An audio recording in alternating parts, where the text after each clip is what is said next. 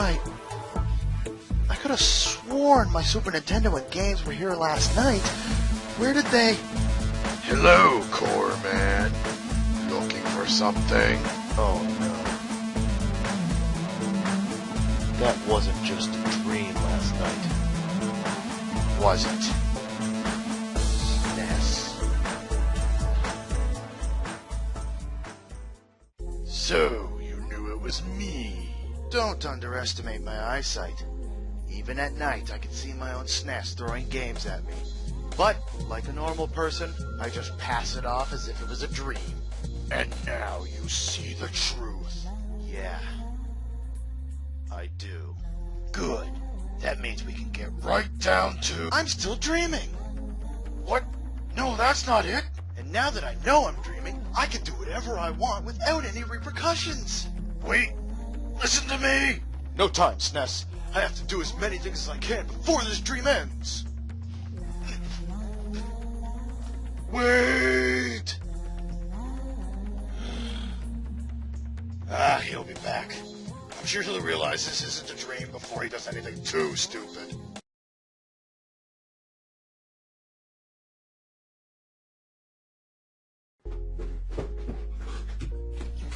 SNES?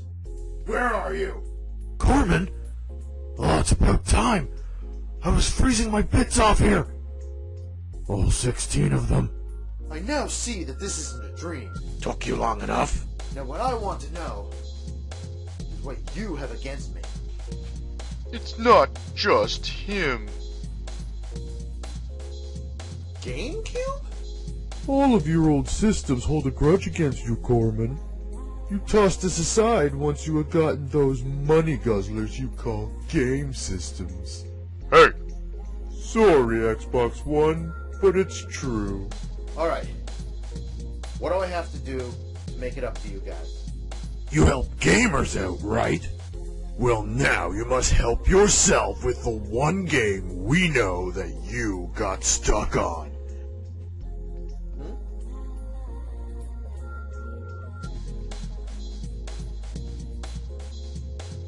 What? Legend of Zelda: The Wind Waker? I've never been stuck on that game. I beat it. Several times, in fact. Besides, I've been stuck on more than just one game. Yes, but this was one of the few games you actually asked for help.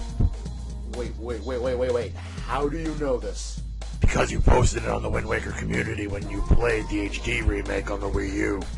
Okay. Alright.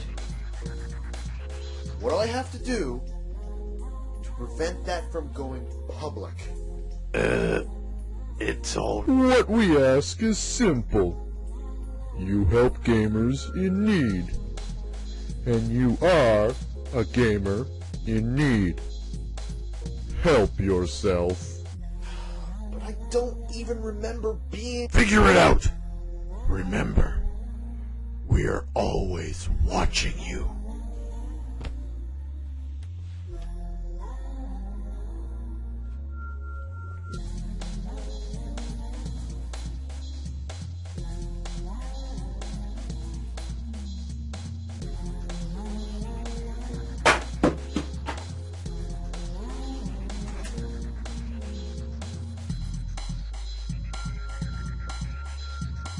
Let's do this.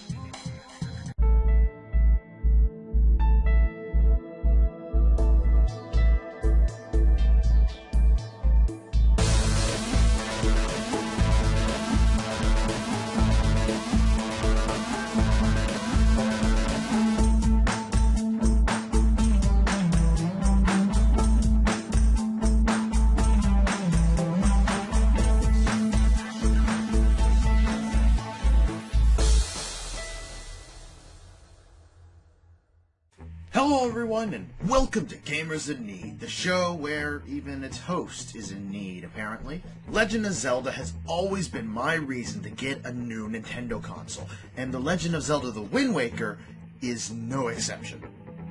I was excited to get my hands on a GameCube, knowing I would be able to play a brand new Zelda game, considering I was playing Ocarina of Time and Majora's Mask over and over again. As far as Zelda games go, I find Wind Waker to be one of the easiest to play. But that's just my opinion. My opinion matters. To me. Since I really don't know what my problem is in the game, I'm just going to have to go solve other people's problems until I can find one that I can't solve.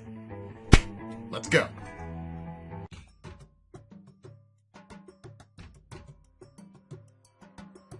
Legend of Zelda: The Wind Waker, originally released for the GameCube in 2002 for Japan and 2003 for North America, Europe, and Australia. This game suffered some backlash during its development as it looked nothing like the realistic demos shown at Space World 2000. However, it quickly became one of the most popular Zelda games once it was released and is still an all-time favorite among fans today. Personally, I like A Link to the Past more, but then again, like most of my Super Nintendo games, I grew up with it. And I could do this! And it still plays like nothing ever happened! Corman, abusing his Nintendo game since 1995. Wind Waker looks so good with its cel-shading art style that it was chosen over both Twilight Princess and Skyward Sword to have an HD remake, and the fans aren't complaining. One thing added to the remake was the Miiverse connectivity you could do with two of your items.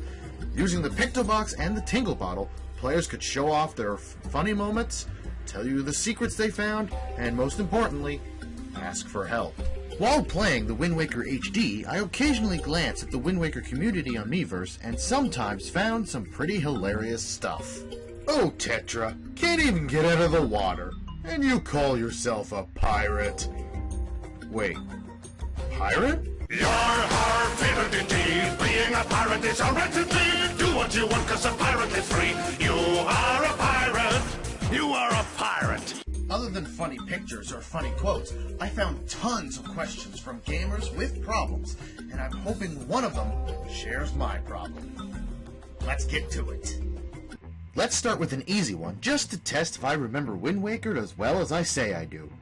One gamer asked where was the best place to get joy pendants, the trinkets that the creature known as bokoblins sometimes drops once defeated.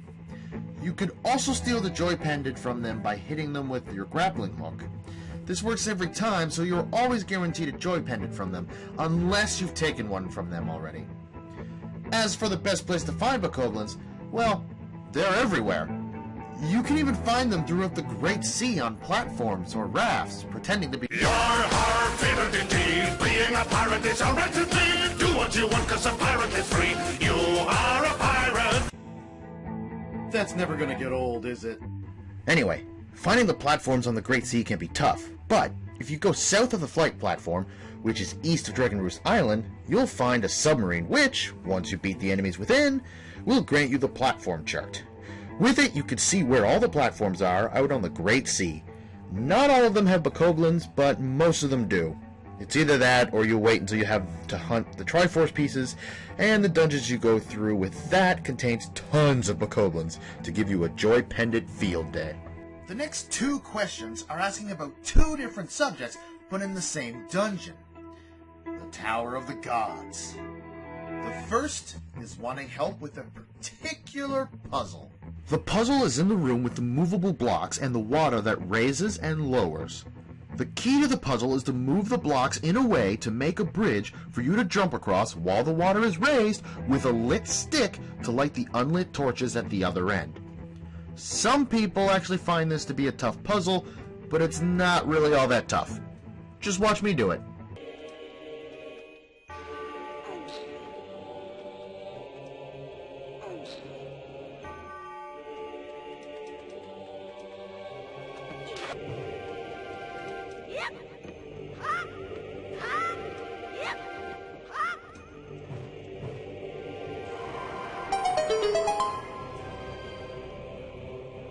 That's all there is to it.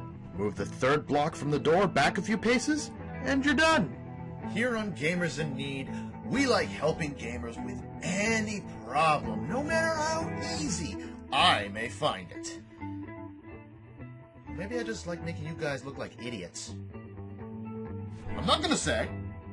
The next problem in the Tower of the Gods is the boss itself. While we are on that subject, I really like how Nintendo never reuses any of its bosses for any other— Oh my god, it's Andross. Wait. What was the question again? Help, I can't beat this boss. Obviously, this gamer has never played Star Fox. Okay, let me put it simply. It looks like Andross, and it has the same weak points as Andross, so you fight it like it was Andross. Oh, and look! This dungeon gave you a snazzy new bow to attack its weak points with. Just aim for the eyes in its hands, and then concentrate your fire on its actual eyes when they open. Once all the eyes are destroyed, the boss will drop to the ground with its mouth open. Give it a nice explosive treat by throwing a bomb inside its mouth, and then do it all over again. Get a bomb inside its mouth 3 times, and the boss will fall. One thing I could say about avoiding its attack is stay on the move. It has a hard time hitting a moving target. The only attack that this boss has that is troublesome is its rapid-fire energy blast. I find that rolling to one side or the other is the best way to avoid, but sometimes you get unlucky. Just avoid jumping off the platform, as there is an electric flooring below. I can't seem to find anything I can't solve. There are 3 more problems. Let's hope one of them is my problem. Alright, let's see. Why is there a skull on Beetle's ship? I don't know. But I don't care to know. But I did find out that he doesn't just have 1 skull on his ship. He has 3. I don't know if I feel safe shopping at a store anymore. Next problem is... why is there an Eskimo in a parka on a hot day in Windfall? That... I can probably explain. But not right now. Maybe I'll do another video about that later. Right now, I have to put all my faith into this last problem.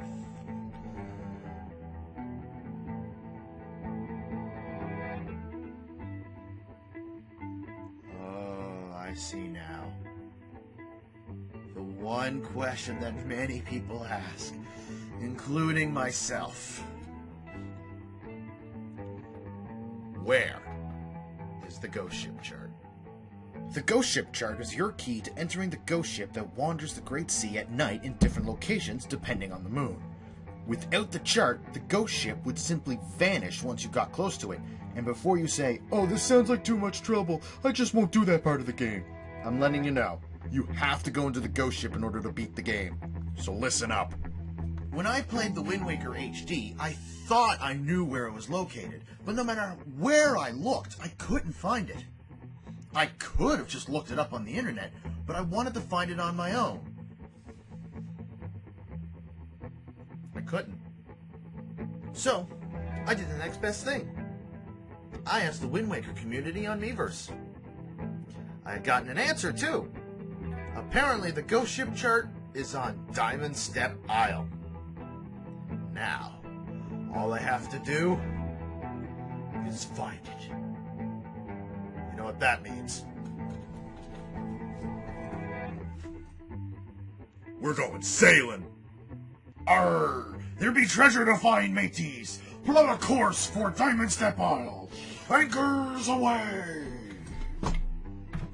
You're our favorite indeed. Being a pirate is a rarity. Do what you want, cause a pirate is free. You are a pirate.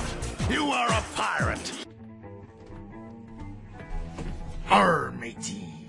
I scoured the entire Great Sea, buying bait to get them little fishies to mark our sea chart, only to find